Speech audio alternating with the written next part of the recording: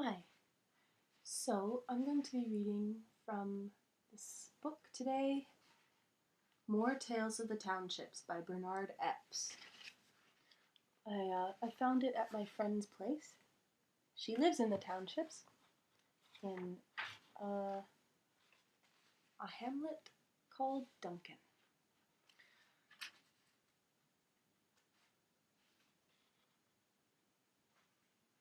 I'm just going to find the starting place.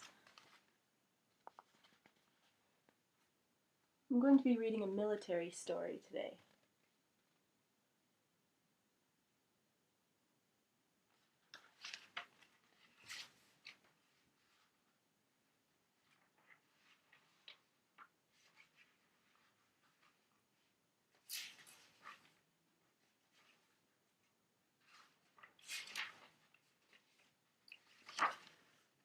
So this is about the Battle of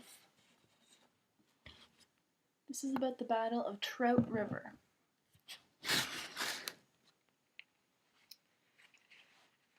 And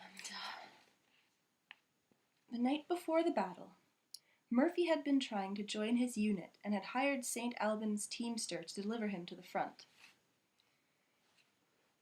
In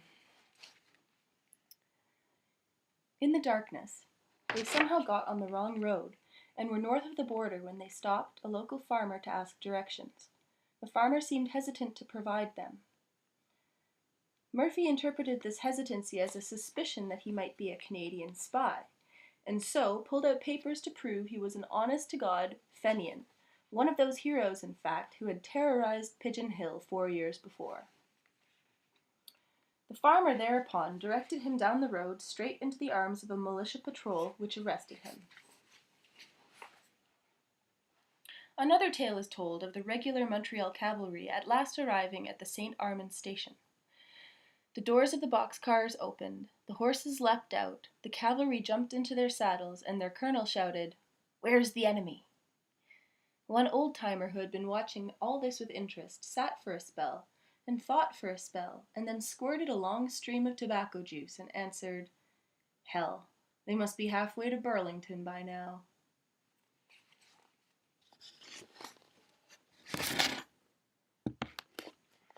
So that was just the prelude to the battle at Trout River.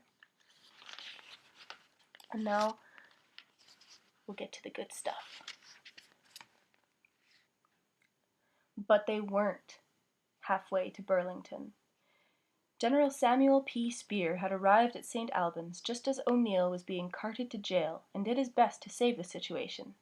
He huddled with the generals from the front and ordered the men into camp at Hubbard's Corners, because other Fenians were still arriving on almost every train, and Eccles Hill was not to be the only battle. Fenians from the west arrived at Buffalo. Their leaders refused to believe the news from the Townships, or refused to acknowledge it, and issued the following bulletin. "Glorious news! Lying Canadian dispatches contradicted. General O'Neill not arrested but at the front in command of his men. Our boys victorious at Fredericksburg and Pigeon Hill. Canadians driven back at every point. Our men across the border in large number and well supplied, and everywhere victorious. Irishmen, forward with men and supplies. Let every man work and report immediately. Hall open night and day." The recruits signed up and came on. A recruiting office was opened in the Odd Fellows Hall in Hoboken, New Jersey, and 200 fresh volunteers were sent off right away, 50 more soon after. In New York, the Irish Exile Circle convened a meeting in Hibernia Hall, collected $800, and selected 50 to go to the front from a horde of eager volunteers. The General Sheridan Circle met in Constitution Hall, where enough money was collected to pay the expenses of 25 more volunteers, who marched directly from the hall through the city streets to the Hudson River Railroad depot.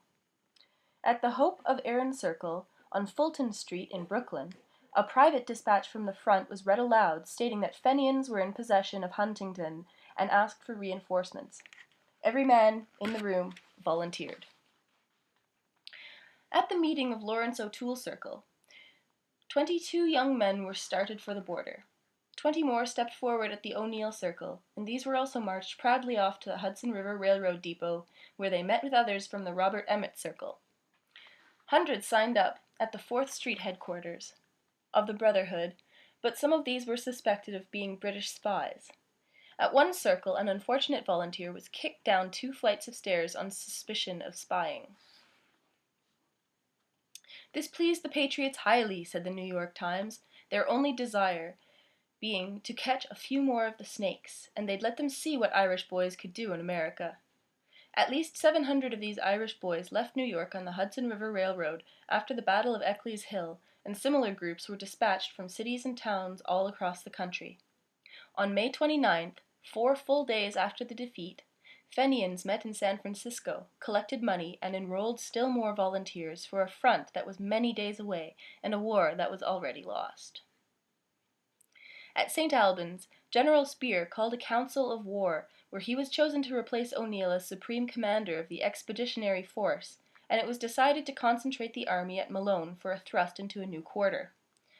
Captain Patrick Gleason and 40 men were entrenched at the border a few miles east of Eccles Hill, with orders to keep the Canadian army pinned down there. Major Moore led his disciplined but tardy New York Fenians back to the St. Albans station in excellent military order, but a number of stragglers wanted nothing more to do with invading Canada and railed against O'Neill for deserting them in the face of the enemy. The Malone headquarters was again in Flanagan's Hotel and commanded by General John H. Gleason of Richmond, Virginia, late of the Army of the Potomac, and brother to Captain Patrick Gleason, skirmishing along the line east of Eccles Hill. The main Fenian encampment, Camp O'Neill, was north of the town and less than a mile from the Canadian border, and the village of Trout River. On the day after the Battle of Eccles Hill, Thursday, May 26th, General Owen Starr of Louisville, who had been close beside O'Neill at Cleveland, Buffalo, and Limestone Ridge in 1866, led another invasion of Canadian soil. It was watched by Lieutenant William Butler, a Canadian scout, who rallied the scene in his autobiography. Who recalled the scene in his autobiography. The country was as green and fresh as the end of May could make it. Apple trees were in blossom, and a strip of dense forest on the right was all in leaf. Trout River lay at a little distance to the left. About 3/4 of a mile farther on, a large hop field crossed the road. The hops were already well up the poles, affording good cover to the height of a man. We went cautiously through this cover, and still more quietly as we approached the boundary line. 2 or 3 houses stood in trees just beyond the boundary on the American side. Here we have a map. So if you can see, the border between Canada and the United States is indicated here, blown up in this one. The Battle of Trout River.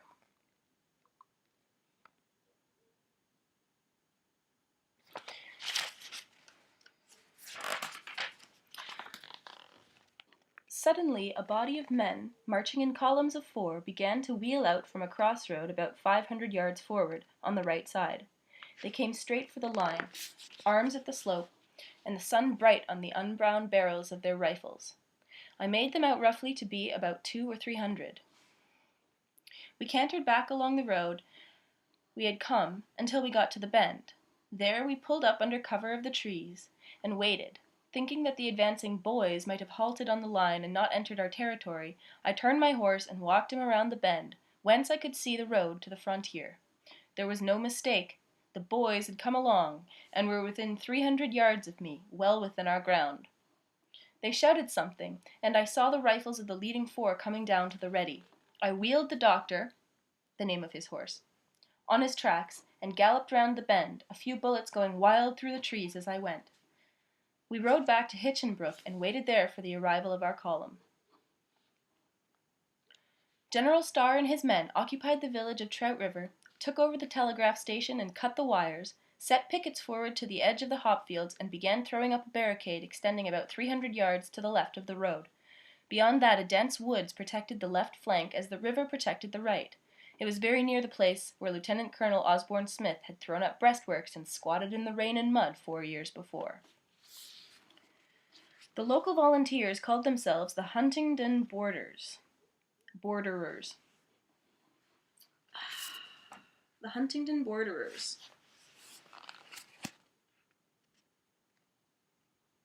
I'm going to skip ahead a bit.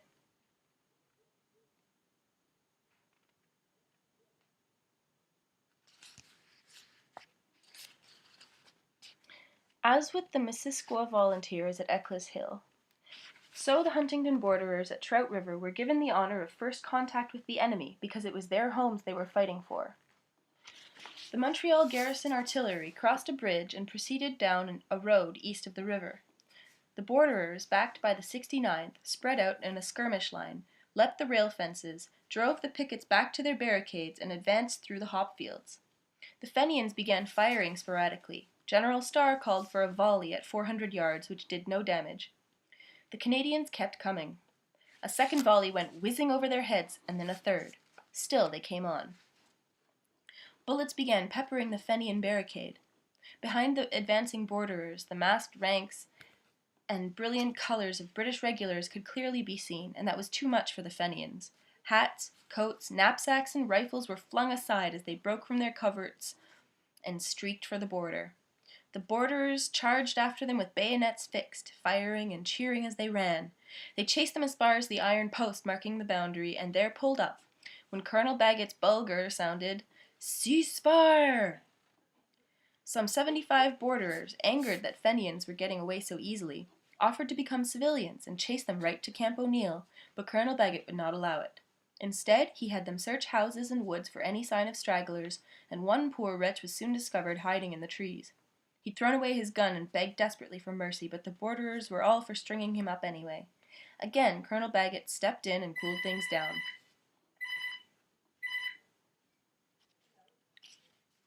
The Fenians had lost one dead and several wounded. The Canadians had not a single casualty.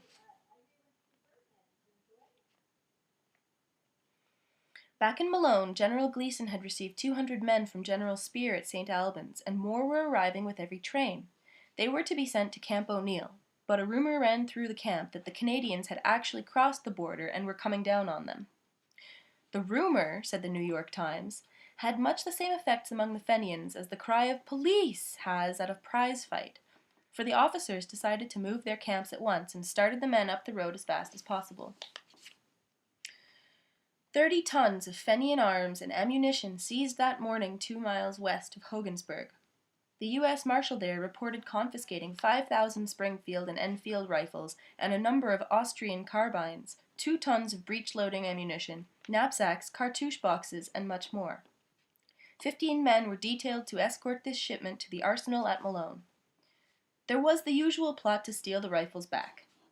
Major Moore of the New York Fenians, who had led the flanking movement at Eccles Hill, rounded up some of his men and planned to jump the armory guards and take the marshal prisoner. A British spy in his ranks leaked the plot, and General Meade at once beefed up his guard with members of the 5th Artillery, and Major Moore called off his plans. In Buffalo, dispatches reported no fewer than 1,500 Fenians awaiting orders, and more were milling around in Ogdensburg with their eyes on Prescott and Brockville. General Gleason called a council of war at Malone, but he was not popular with his officers, and they could not agree on a plan of attack. Then Gleason was arrested at Flanagan's Hotel by the U.S. Marshal. As he was marched through the streets to jail, the Fenians hooted and jeered at him. General Owen Starr was arrested at Buffalo, where he'd gone for another council of war with Western Fenians. Several newspaper men were also arrested in the general roundup and held as material witnesses, but the rank and file were not given free railroad tickets by the government at this time. Instead, the Brotherhood, the governor of New York, the mayor of New York City, state senators, private individuals, and the railroads themselves had to step in with private contributions for food and transportation. In St. Albans, Marshal Foster and local officials provided food. Those sent home sometimes passed carloads of fresh recruits on their way to the front.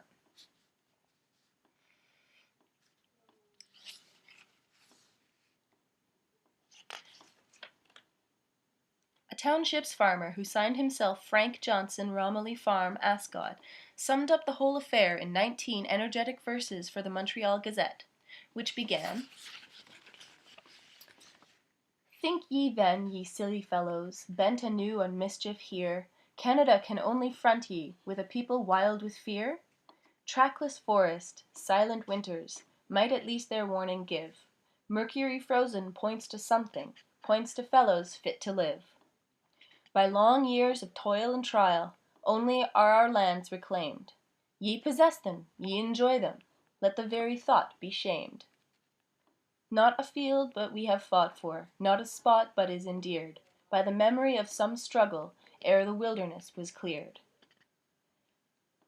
And these verses end finally with, Get ye back, ye silly praters, tell the braggarts who have told ye, home's our easy thing to conquer, that they miserably sold ye.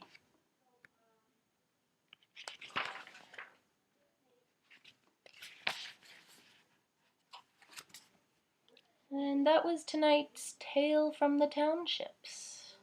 Thank you to Bernard Epps for compiling these fascinating accounts of Canadian history. And thank you to Gwen Basin for this wool sweater, the rocking chair in which I sit, and this book.